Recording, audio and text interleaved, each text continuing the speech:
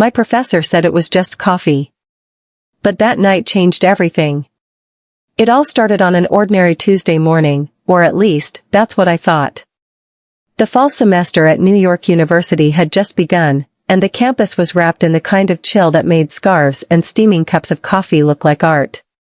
I was in my second year of graduate studies, working toward a degree in literature. Books had always been my comfort, they never judged, never left, never lied. But that semester, I met someone who made every page of my life suddenly feel unwritten again. His name was Professor Ethan Cole. He wasn't like the other professors, older men with tired eyes and voices that droned through endless lectures. No, Ethan was different. Young, confident, sharp, the kind of man who could quote Shakespeare one moment and make you question your heartbeat the next. When he walked into class that morning, my pen stopped moving.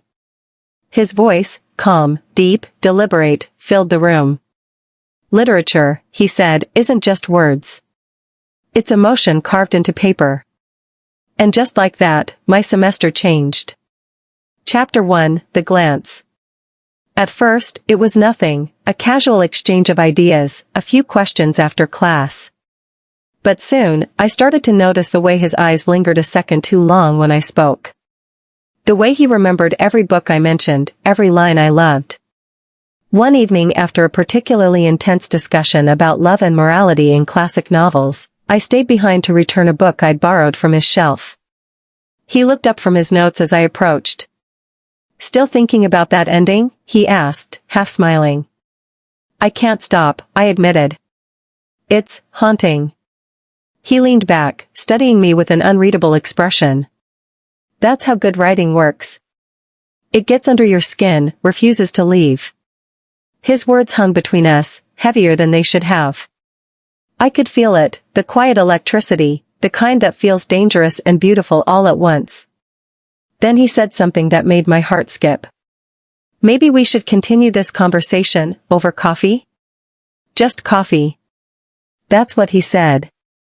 Chapter 2, The Cafe Meeting.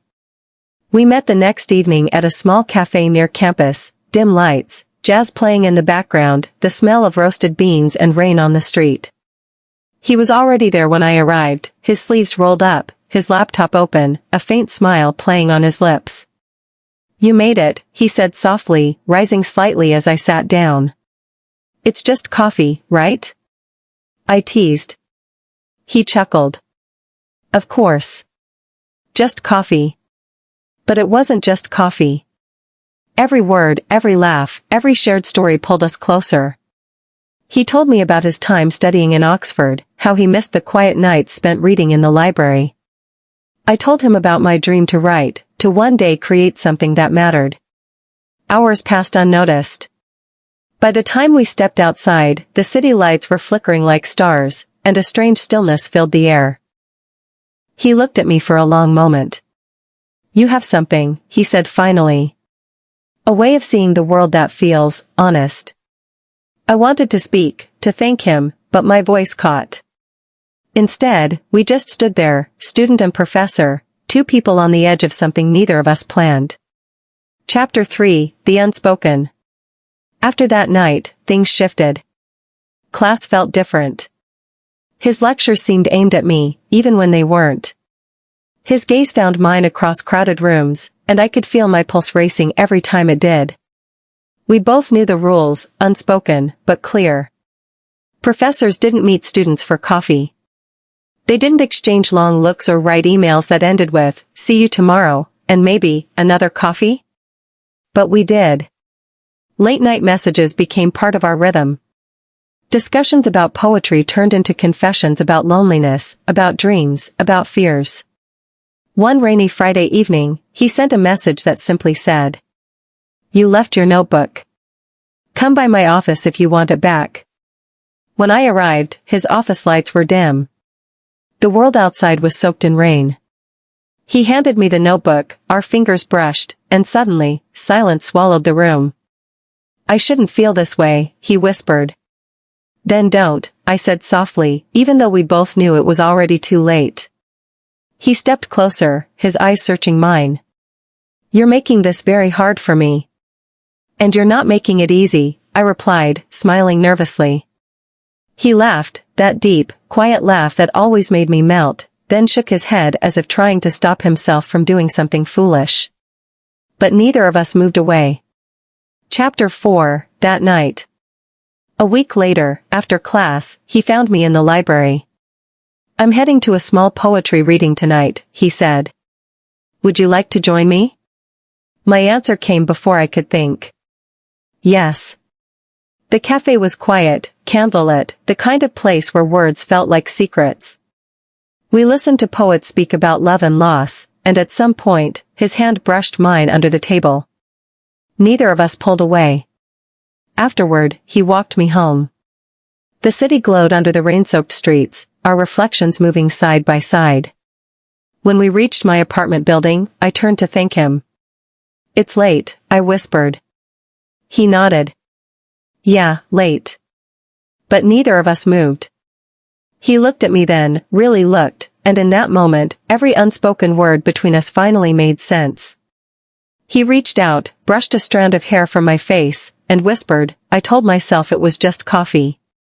And now? I asked. He smiled sadly. Now it's everything. The world fell silent around us as he leaned in and kissed me, soft, hesitant, and full of everything we'd been holding back. It wasn't reckless or wild, it was inevitable.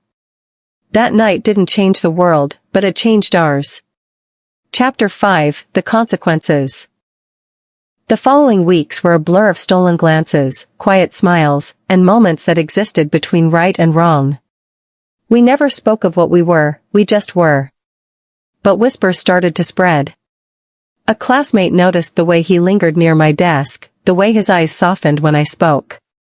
One afternoon, he called me into his office, closing the door gently behind me. Rumors are starting, he said quietly. I can handle it, but I don't want this to hurt you. It's my choice too, I said. I knew what I was doing. He smiled faintly. You're stronger than you realize. We decided to keep our distance until the semester ended, a pause, not a goodbye. The last day of class, as students filed out, he stopped me with a quiet, stay for a moment. When the room emptied, he handed me a sealed envelope. Open it when you're ready, he said, and then walked away.